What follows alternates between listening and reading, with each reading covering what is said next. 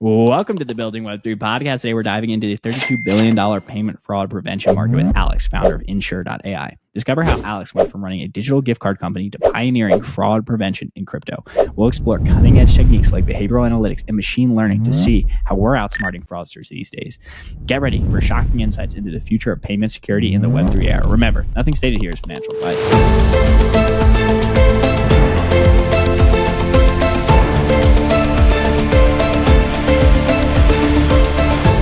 Welcome to the Building Web3 Podcast. Today with my good friend, Alex. He's the founder at an exciting startup called Ensure.ai. Alex, before we get too deep into Ensure, could you talk to us a little bit about what you were doing before you got to Web3 and what was your come to crypto moment? Sure. So first of all, thank you for having me on the show, and I really appreciate that. And I'm glad to speak to the audience, obviously. So I'm just before starting Ensure. Ensure.ai, we ran a company, me together with my partner Z, who's my partner here as well. We ran a company that sold digital gift cards online, which is the first time we actually encountered let's call it payment fraud at scale.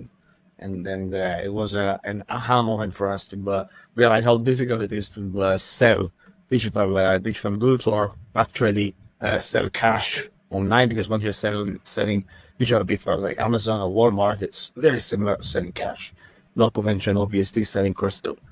And that was the moment where we realized how difficult it is and how much pain that involves. But before that, I've run a couple of different companies, some in corporate and some in startups. I've been with two large corporates, one an Israeli corporate called Converse at the time, very long time ago. You can see with some of my gray hair here, that's probably been more than a couple of years. I've been working with Converse on value-added services to tech operators for a very long time. I've been working and running a company called the Systems Israel, a subsidiary of the Systems. That's a global French software company for a few years. Together with a team of people, we started a company called Artisan that was an online farmers market, I think is the best way to call it at the time. Very, very early on, just before grocery delivery became a thing during COVID, and in a nutshell, that's it. So I've had quite, I would say, a diverse career so far. Hey, we love the diverse careers. I find that always to be a lot more interesting. Let's talk a little bit about Ensure.ai. So let's talk about what got you to start Ensure.ai and what's the mission of the company. Sure. So, as I mentioned, we've encountered a significant problem of payment fraud at the previous company called Seek. So let me start by describing what we've seen in a few steps, and then why we decided to start with Sure based on that. So Seek was a marketplace for gift cards. So if you had a gift card that you decided you don't really want to use anymore, you could sell it to someone else online. And we were selling both. We were both connecting people who had gift cards they didn't want to use, and we were both selling gift cards that we bought directly from retail. So we buy gift cards from Amazon or from Walmart at that slight discount and sell them online to consumers. We did that in Israel for quite some time. No fraud. We didn't see any. Not because there are more Israeli fraudsters, but later we became aware of the fact that there is not a lot of secondary market for Israeli shekel-based gift cards. When we launched the UK, the first week we thought we were doing awesome. We ran out of inventory. It was supposed to last for months in the first week, only to find a couple of weeks later that 40% of all the purchases were actually fraud.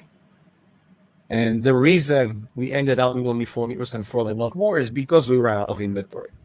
If we were, later on, we were connected digitally to other platforms.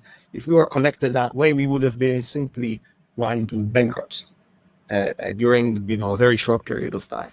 And the reason for that is very simple. When you have a gift card that you buy using the stolen credit card and then you immediately sell it online, you as a fraudster, you make $100 on whatever you got for a gift card, and we as a merchant, we're left to deal with a chargeback.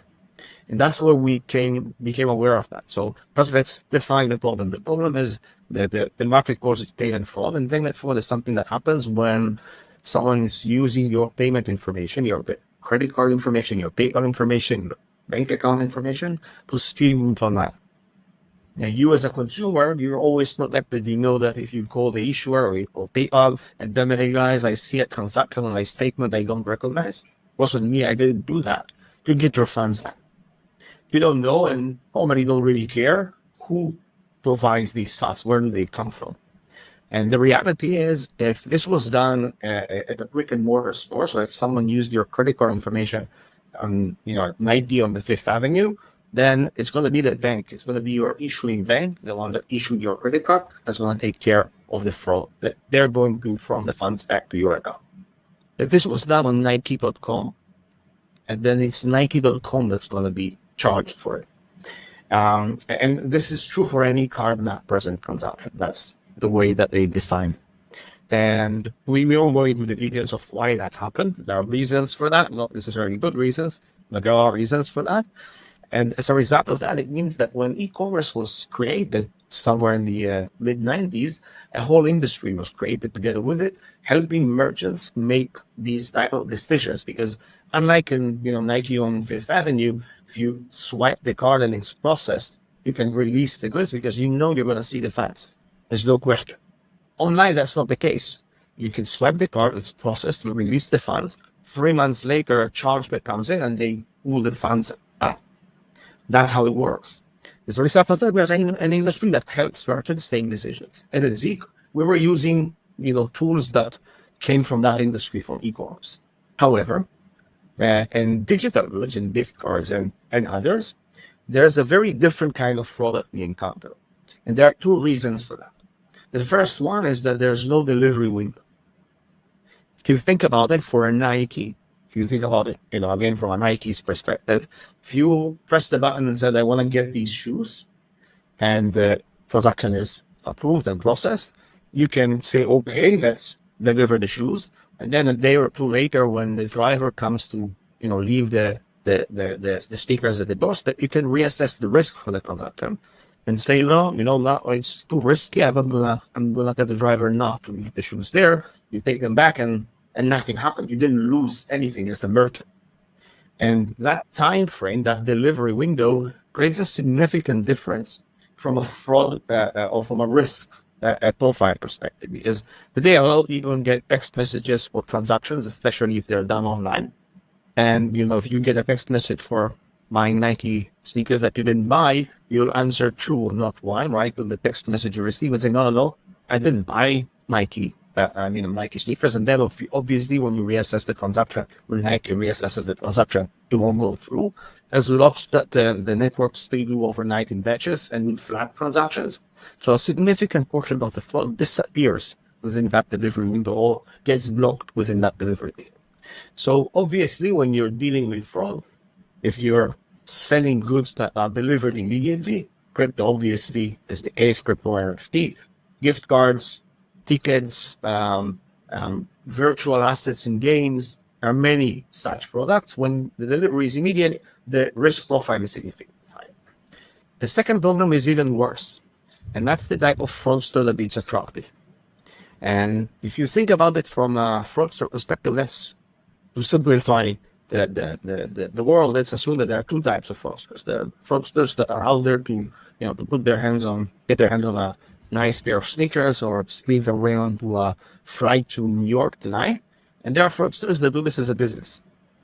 And the guys that do this as a business, their process is very simple. They go on the darknet, they buy a list of stolen financials, and now they pay for that, right? So if they bought a list of 1,000 credit card lines, right? Each line, the Excel file is a credit card, with all the information required. They pay $20 to $30 for line.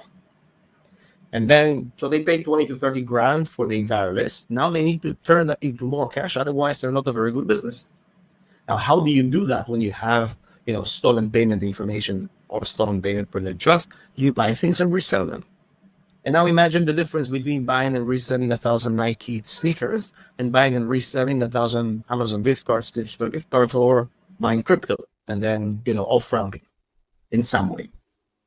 Let's talk a little bit about fraud and how you guys are working at Ensure to prevent it. So we talked a little bit about the different types of fraudsters, people that might buy they would use stolen credit card information. They go and buy gift cards, and then you have things like crypto payments. So let's talk a little bit about like how these fraudsters are kind of operating and what Ensure.ai does to prevent this, so that you guys aren't getting a bunch of chargebacks.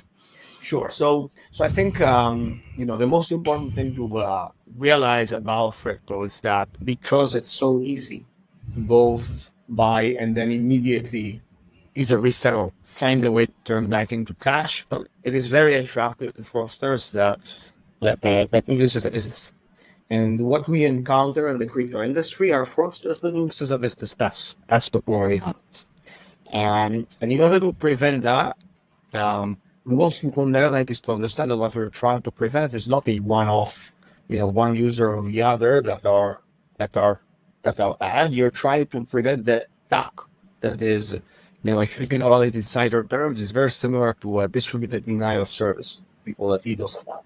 It looks like a wave of seemingly legitimate individuals. They come from different IP addresses, different countries, using different devices, using different payment instruments. And they're in reality all coming from a single source. And once you understand that, you need to realize how to get them together, how to group them as patterns. And once you identify a pattern, be able to kill the entire pattern rather than one by one. And one of the things that we've realized while still preventing fraud from gift cards in our previous business is that is something that has been done, let's say, not as well as it should be by the Fintech fraud prevention industry, which is what led us eventually to create Ensure. What we're doing at Ensure that I think is different than most other businesses is we're identifying these scalable fraud patterns, and we know how to stop them, before they become massive. And that's what we're seeing in crypto today. Absolutely. So let's talk a little bit about, and I know this isn't your subject matter expertise, but like, why are companies like getting DDoSed? Because like, it seems quite obvious to many people, like they're stealing credit card information or they're doing XYZ, but like, why try to take down like a company's server? So first of all, that's a very different domain, right? That's a very different domain than payment fraud in general.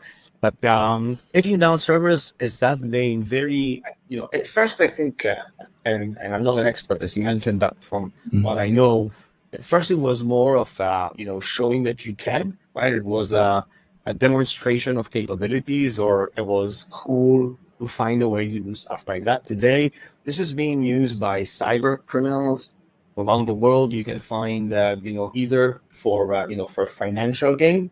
So whether these are, the same as the ransomware that can off your servers and encrypt everything that requires you to pay something. Same can be done with DDoS, and has been done before. If you want to stop the DDoS attack and get your site, that have no problem. Just pay us whatever we need.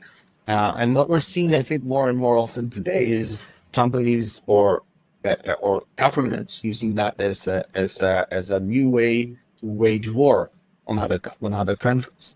We're seeing these type of attacks in the cyber world that are being used to either infiltrate power grids or infiltrate communication companies or communication servers for a country, and today rendering a power grid useless would kill people, literally. Especially if you do that, in a hospital, for instance. So I think that it has gone from being something that was done by hackers as a hobby to something that is today done maliciously, either for financial gain by criminals or by governments as waging war. Yeah, I'd always wondered this because when I was working at Google, we'd get like DDoS attacks, but not on like interesting things. Like sometimes on our developer documentation, you're like, what's the point of this? But now after you explain it, that makes a lot of sense. Okay, so let's transition back to talking to the fraudsters we know and love, the credit card thieves and the what would we call this, gift card. And let's talk about how you guys are working to prevent some of these like chargebacks so that these e-commerce stores aren't completely on the hook. So let's talk about some of the key features and functionality that Ensure delivers to prevent these. Sure. So I think that there are a few elements that are and that are unique in what we're doing. And the first one is that we're looking for the patterns rather than conducting what the industry calls identity verification. I would say the most common method of dealing with payment fraud is identity verification. And the sense behind it is very clear. You're saying, if I can make sure that the person behind the transaction is the rightful owner of the payment instrument, then I'm safe, right? If it's the card belongs to John Doe and it's John Doe behind the transaction, everything's fine. And then I do whatever I can to verify the identity. I fingerprint the device, I verify the email address, I send the text message to the phone that is registered to the same person, I verify that he repeats the sequence of numbers that I've sent. If I'm in crypto, I go through the entire KYC, know your client procedure, and ask him to take his picture, and have his passport or ID or whatever form of ID that is prevalent in this market together, and let my machine analyze that. And we found that is failing miserably, especially in domains like crypto and gaming, etc. Primarily because the identity is no longer what it used to be. In the digital world, identities have morphed. People are not keen on sharing the identity. They are not keen on sharing their personal details or their address, etc., especially for something that is digital. So if we look at a very simple example, let's assume that one of the things that I'm using for identity verification is the email address. Then, and now let's take three industries. One is standard e-commerce. Let's say you shop on Home Depot. And let's say that you're playing games on Steam. And let's assume that you're transacting in crypto on Coinbase. And your email address on Home Depot is most likely first name, not last name at gmail.com or something similar. Your email address on Steam is probably, fast Starship 777, whatever. Definitely not your name. And your email address on Coinbase, I can assure you, doesn't have neither your first name nor your last. You don't want to share that information with anyone.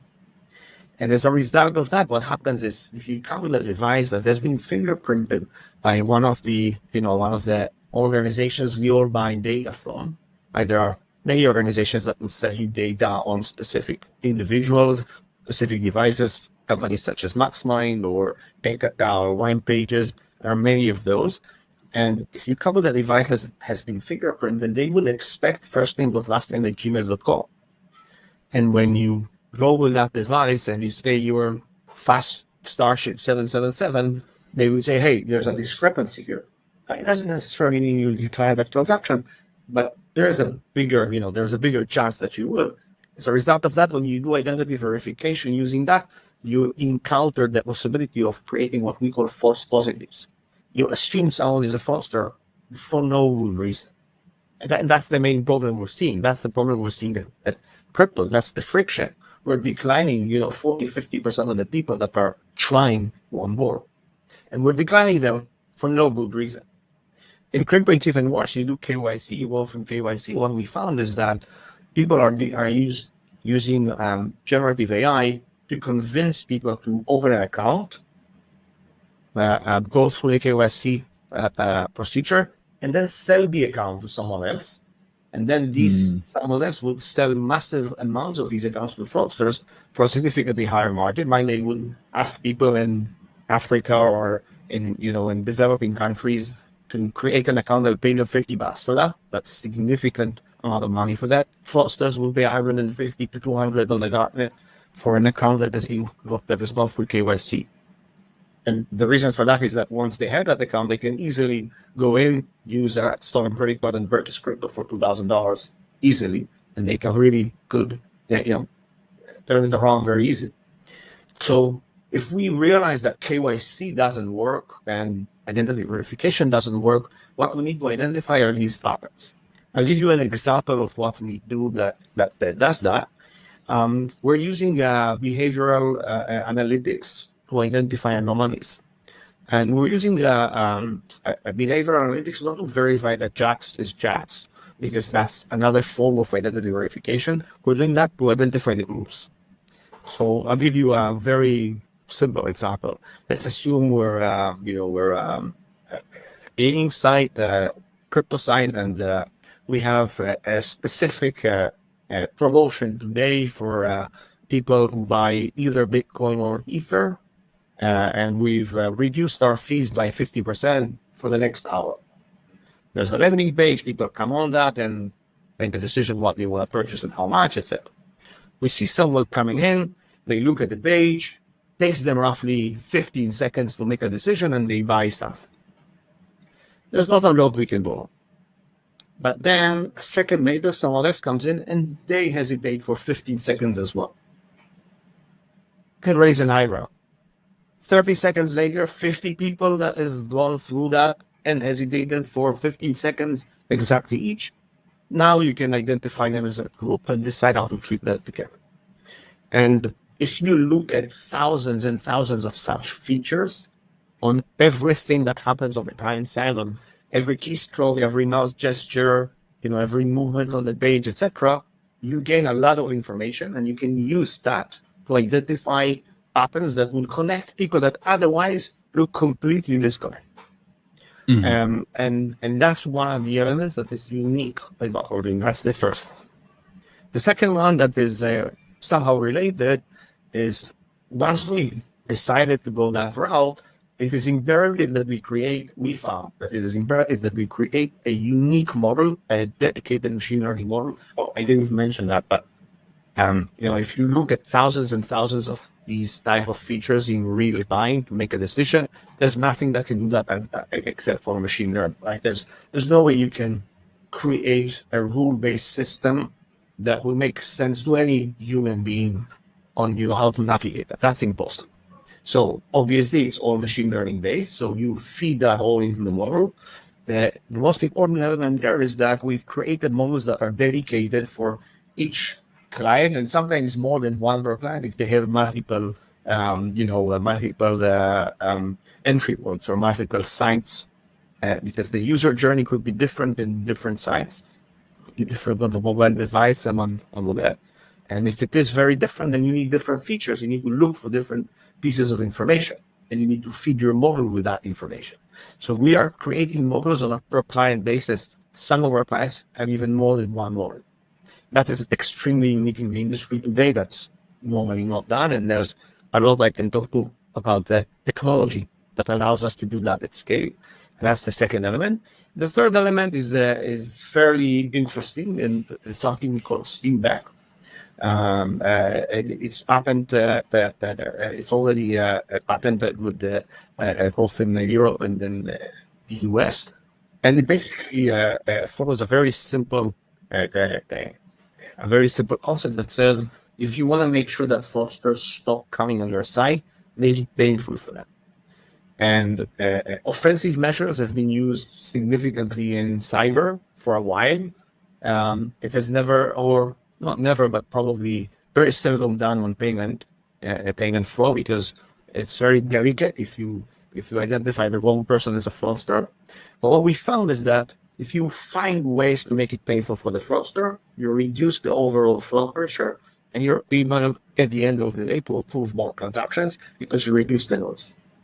And I'll give you an example to something you can do in crypto. For instance, if you have a transaction coming in and you're 99.99% certain it's fraud, one thing you can do, which most everybody does, is decline that transaction. You say no.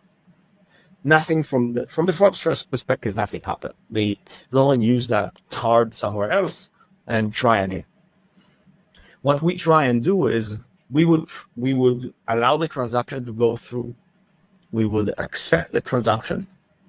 We would create a fake transaction on the blockchain.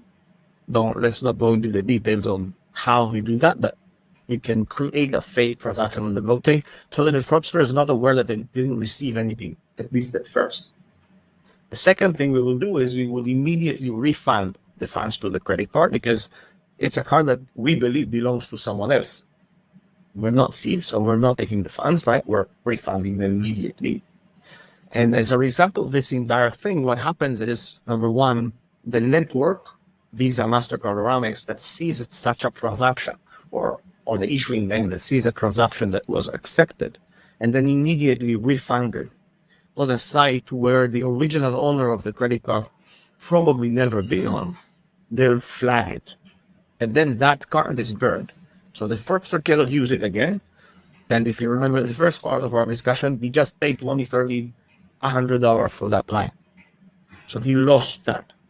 That's number one. Number two, now he believes he has, whatever value of Bitcoin he acquired, only to find out later on that there's nothing in his wallet, that the transaction didn't move.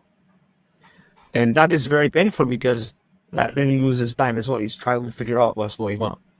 So it's painful both from an angle of losing time and from losing the funds he's paid for the credit. Once you do that a few times and you realize that there's someone out there playing games, that the fraudsters are out there not to prove they're smarter, mostly. They're out there to make funds, to make money. They go elsewhere, they go the path of least resistance. And we found that to be very effective. So, in summary, number one, identify the buckets of scalable fraud, create dedicated models on a per client basis so that you can identify these patterns in user journeys, etc., and then apply offensive measures. I would say that these three, in principle, are the main things we do that help us fight from where it's very scalable playing. Yeah, so I think this will make sense to most people. Let's say, Jax, he's given up the life of Web3 and he's decided to become a fraudster. And he goes out, buys some credit cards on the dark web. Maybe I have some kind of bot where I mimic some kind of, key scrolls. And you guys identify a specific pattern. You see that one popping up all over the place. You put this pattern in your, we'll call it a pattern recognition database. And then when you see that pop up, I try to make a purchase. You'll create essentially a fake transaction, refunded immediately the card. That will cause the card to be canceled. And I'm grumpy because I just spent $100 on, dark web. Exactly. So let's talk a little bit about, because it seems quite apparent, this pattern recognition database. But let's talk about this transaction on the blockchain that is fake, so to speak. Do you guys just essentially null out the amount and they go on Block Explorer and they're like, hey, what the heck? No, there are different ways of doing that. I won't go into the details of how exactly you do that, but there are different ways of making sure that eventually the transaction would not be accepted by the company. I see. And then let's talk a little bit about, so we've got this technology. Let's talk about who some of your, partners are, because you talked about Visa, MasterCard, is Coinbase. Who can you talk about that's a notable partnership or collaboration for your project? So I won't name names of clients because I think that I don't want to do that. I think that's probably that's the wrong audience to do that with. We do partner with a number of processors. So companies that are payment processors, companies like Checkout.com, who's our partner, and we see quite a lot in the crypto space. Companies like Nuvei or Shift4 that is acquired that are called Finaro. So we have partnerships with them. We have a partnership with Merkle Science, where we join forces on identifying signals on the blockchain as well, not only in e-commerce, so that we can have a fuller picture of the persona or the entity that is trying to either purchase or commit fraud. So there are many partners around. On the client side, as I said, I won't name names, but we have a few very notable names in the crypto industry, both in the on-ramp side. So there are companies that provide only the on-ramp services. Moonbase is not, it's not a client, but you understand, I think, what their role is. And that's where we plug in, right? We plug in on the fiat to crypto transaction. We have a few clients that are exchanges that exist on a part of their traffic. They employ their own on-ramp technology. Most exchanges today use multiple different on-ramps for either different geographies or for different payment instruments. And some of them are still adapting that in-house. And then we would come in and help on their own on-ramp technology. And a few NFT marketplaces, even though NFTs have been hit rather hard in the last couple of years, as you're probably aware. But we have a couple of those as well. Absolutely. I think that will make sense to a lot of people. So earlier before we got on the call, we talked about some of the UX issues that exist within crypto. And, listeners might be like, well, this is great for the exchanges, this is great for the on-ramps, but like, what does this mean for me as like a retail purchaser of crypto? Like, why is this good for me? So I think one of the major problems that that we're trying to address in Web3 in general is the friction in onboarding, right? And the entire process. Part of it is the on-ramp, right, where you convert your whatever payment instrument you're using into crypto for the first time, and the onboarding process is very, very cumbersome. And what we found is that because of the fear of fraud, breaches, people. It's important that I mention that there is a lot of fraud in crypto. I think everybody knows that, but that's true. You cannot discount the fact that there is fraud in crypto, but there is significantly less fraud than you think. And I'll give you an example. A certain client of ours used to decline roughly, I want to say 50% of the people that came in through KYC. And it not necessarily decline. Some of them will simply decide not to go through the process, and some of them completely abandon the KYC process, and some of them will not go through, they fail the KYC process. So they lost 50% of your audience there.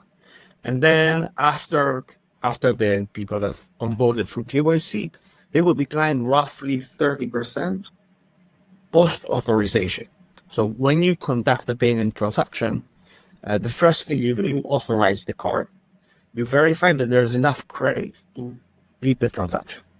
And then following that, you capture the funds. This is something that happens when you go to a hotel and they tell you that, they'll authorize your card for a certain amount for 2 nights or for incidentals. And then they'll only charge your card when you leave.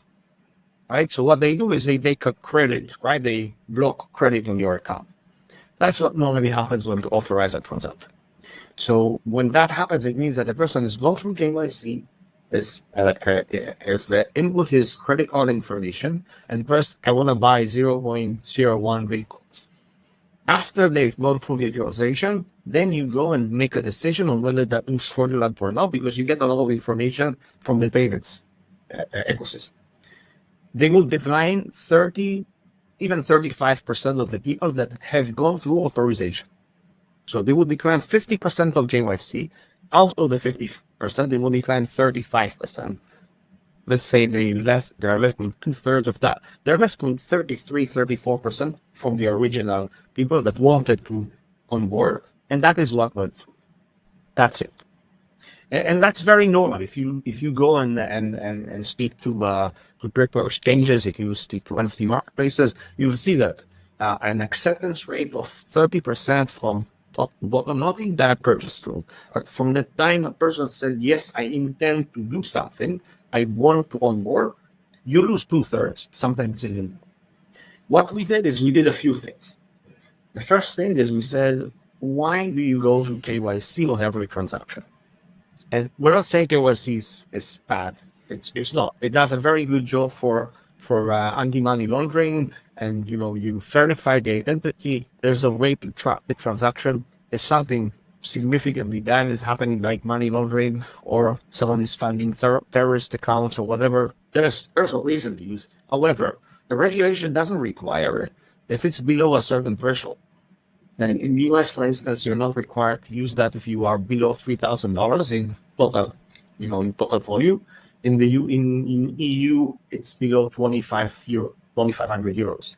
So only when you go above that threshold does the regulator require you to go to the US. Now, if it's required, it's required. We have to go through it. But if there's someone coming in with a transaction of $100, it's the first time he's ever done that. Why go through KYC? From our data, 75% of the chargebacks come from fully verified accounts, from KYC verified accounts, using that new technology that I've discussed earlier on. So there's no reason to go from KYC for fraud prevention. People believe it keeps them safe from fraud. It doesn't. So we told them, guys, stop KYC below $3,000.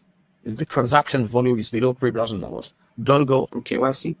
That doubled the number of transactions overnight. Not the revenue, not the volume, because it's just smaller transactions, but it doubled the transactions over. So that's the first thing. And we reduced the 50% dropout from the total population to less than 25%, because now less than 50% went in through KYC, 50% didn't go through, and not directly in through the authorization process. That's the first thing. The second thing is, instead of declining roughly 35% of the post-authorization transactions, we decline less than 10. So we add 25% to the mix there. And overall, we got somewhere closer to a third that gets rejected. So roughly 25% on those that go through KYC and have no other choice. There's nothing you can do about that.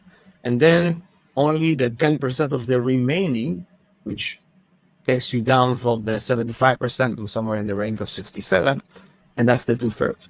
So we've doubled their ability to accept transactions. And from a consumer perspective, it means that double the consumers go through with less friction. Because if you don't need to go through KYC, significantly less friction, and everything we do on the authorization process is completely frictionless. It's all machine learning. It's all done in 300 milliseconds that the consumer doesn't even know how. And that's where AI and pattern recognition can be instrumental in helping on board, a significantly higher percentage of the population per doing it. Yeah, absolutely. And a point of this podcast is, of course, to get more people building in the Web3 space. And so what kind of advice could you give to, Web3 founders that are kind of like seeing these fraud issues and are like, Web3 is like tough to build in? Like, are there any advice you could give them? So I think the first thing is don't try to cope with all of it on your own. It's too much, right? There's too much to do. And I think people get it today. If you look 2 or 3 years ago, people were trying to build the whole thing from the ground up. And, in the early days, companies like Coinbase and Binance have been very successful at doing that, but we're no longer in 2013, right? We're now at 2024. So I think the first guide on that would be identify what it is that you want to achieve and find out who are the right partners. So find the right partners from an onboarding perspective, find the right partners from a blockchain perspective, find the right partners from a UX perspective. There are many companies today that can help you build, an application on Web3 in a much easier path. That might be that, you need to change some of the infrastructure when you grow and scale, but that's fine. You have to start somewhere. And the best advice I can give at this point is find the right partners when you start. Absolutely. So don't try to build it all yourself. Figure out what your core competency is and bring in people to help you. So if people are listening to this and they're like, wow, like my site deals with fraud, or like, hey, I want to prevent these things so I don't get a bunch of chargebacks, where can they kind of learn more about your company, get involved with you specifically? So the easiest way is to go online on our website and go on www.ensure.ai. That's the easiest. You can find us on LinkedIn and on X and on Telegram, of course. But the easiest and to get more information is just go online and find us. Perfect. And any kind of like Twitter that they can interact with, or is mostly just Ensure.ai? And that's Ensure.ai, one word, no dots, is our Twitter or X. And yes.